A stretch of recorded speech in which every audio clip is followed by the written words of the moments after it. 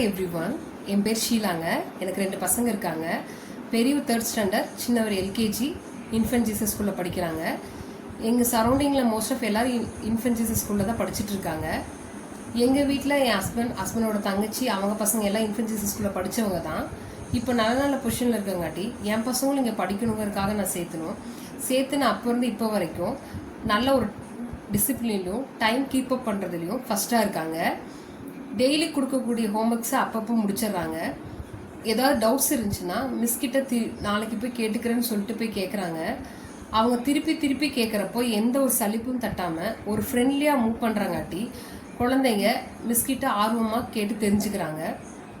அவங்க செய்கிற ஒவ்வொரு சின்ன சின்ன கரிக்குலர்ஸ் அவங்க பண்ணுற எல்லாத்துலேயும் ஸ்டார்ஸு குட் போடுறப்போ குழந்தைங்களுக்கு ரொம்ப மோட்டிவேஷனாக இருக்குது. மோட்டிவேஷனாக அவங்க பேசுகிறாங்க.